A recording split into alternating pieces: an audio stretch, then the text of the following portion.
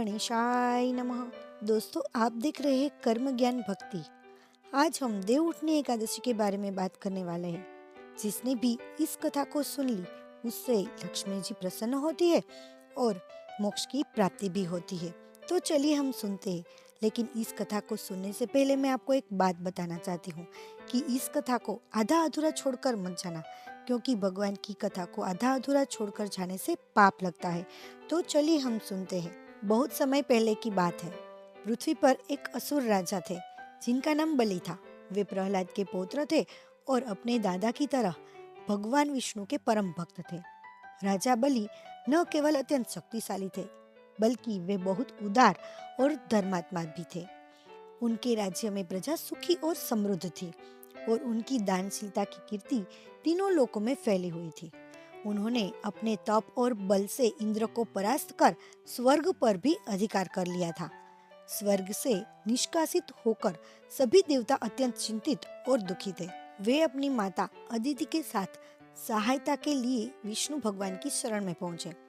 देवराज इंद्र ने हाथ जोड़कर कहा, हे प्रभु, राजा बलि ने अपने पुण्य और बल से हमारा स्वर्ग छीन लिया है। वे धर्मात्मा है, इसलिए हम उनसे युद्ध भी नहीं कर सकते।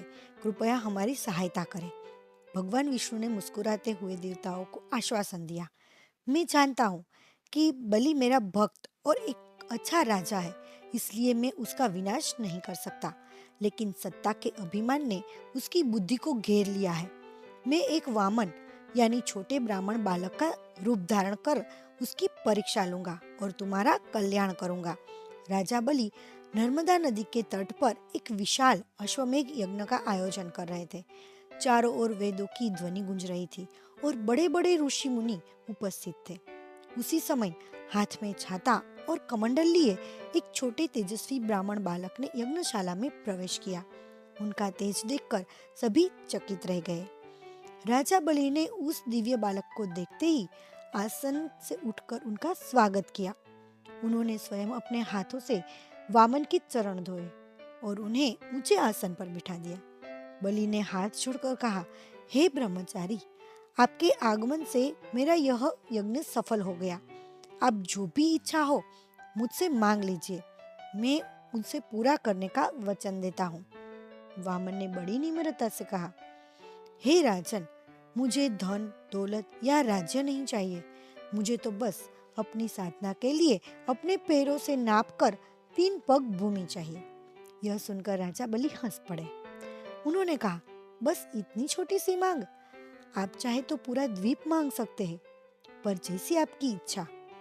जैसे ही बलि दान का संकल्प लेने के लिए तैयार हुए, उनके गुरु शुक्राचार्य ने उन्हें रोक दिया।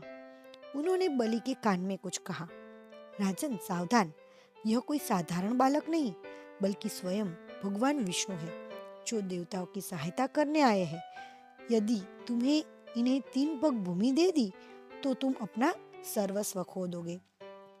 राजा बलि ने मुस्कुराकर अपने गुरु को उत्तर दिया, गुरुदेव, मैं भक्त प्रहलाद का वंशज हूँ। स्वयं भगवान यदि मेरे द्वार पर याचक बनकर आए हैं तो इससे बड़ा सौभाग्य क्या होगा। मैं अपना वचन नहीं तोड़ सकता, चाहे परिणाम कुछ भी हो। यह कहकर उन्होंने दान का संकल्प लेने के लिए जल उठा लिया। संकल्प पूरा होते ही वामन का आकार बढ़ने लगा। देखते ही देखते वे छोटे बालक से एक विराट रूप में परिवर्तित हो गए, जिनका मस्तक आकाश को छू रहा था। पृथ्वी कांपने लगी और समुद्र में ऊंची लहरें उठने लगी। बलि और सभी उपस्थित लोग यह अद्भुत दृश्य देखकर स्तब्ध रह गए। अपने विराट रूप में भगवान ने पहला पग उठाया। एक ही पग में उन्होंने पूरी पृथ्वी और नीचे के पाताल लोक को नाप लिया। नदियां, पर्वत और सागर सब उनके एक चरण के नीचे आ गए। फिर उन्होंने अपना दूसरा पग उठाया और स्वर्गलोक सहित समस्त पूरी लोकों को नाप लिया। सूर्य, चंद्रमा और तारे उनके दूसरे चरण के नीचे आ गए। सभी देवता हाथ जोड़कर इस दिव्य लीला को देख रहे थे। अब तीसरा पग रखने के लिए कोई स्थान शेष नहीं था। भगवान ने पूछा, बलि, तुम्हारा सब कुछ तो 2 पगों में ही नप गया। बताओ, मैं अपना तीसरा पग कहाँ रखूं? राजा बलि ने बिना किसी भय के अपना सिर झुका दिया और कहा, प्रभु, इस शरीर पर मेरा अधिकार है, आप अपना तीसरा चरण मेरे मस्तक पर रखिए। राजा बलि की इस अटूट भक्ति और वचनबद्धता से भगवान विष्णु अत्यंत प्रसन्न हुए। उन्होंने अपना पैर बलि के मस्तक पर रखा और उन्हें पाताल लोक का राजा बना दिया। उन्होंने बलि को वरदान दिया, तुम्हारी भक्ति से मैं अभिभूत हूँ। मैं स्वयं 4 महीनों के लिए तुम्हारे महल का द्वारपाल बनकर रहूंगा। भगवान विष्णु के पाताल लोक में द्वारपाल बनकर रहने से वैकुंठ सुना हो गया और सृष्टि का संतुलन बिगड़ने लगा। देवी लक्ष्मी अपने स्वामी के वियोग में चिंतित हो उठी। सभी देवता भी व्याकुल होकर देवी लक्ष्मी की शरण में पहुंचे। तब देवी लक्ष्मी ने एक योजना बनाई। उन्होंने एक निर्धन ब्राह्मणी का वेश धारण किया और रोती बिखलती पाताल लोक पहुंची। राजा बलि ने जब उस दुखी स्त्री को देखा तो उसके दुख का कारण पूछा। स्त्री ने कहा, हे राजन, मेरा कोई भाई नहीं है, मैं आपको अपना भाई बनाना चाहती हूँ। बलि उसकी सरलता से द्रवित हो गए और उसे अपनी धर्म बहन के रूप में स्वीकार कर लिया। श्रावण मास की पूर्णिमा के दिन उस स्त्री ने राजा बलि की कलाई पर एक पवित्र धागा मतलब कि राखी बांधी। राखी बंधवाने के बाद राजा बलि ने अपनी बहन से उपहार मांगने को कहा। तब वह स्त्री अपने असली देवी लक्ष्मी के स्वरूप में आ गई और बोली, हे भाई, मुझे उपहार में अपने पति आपके द्वारपाल वापस चाहिए। अपने वचन से बंधे राजा बलि ने भगवान विष्णु से वैकुंठ लौटने की प्रार्थना की।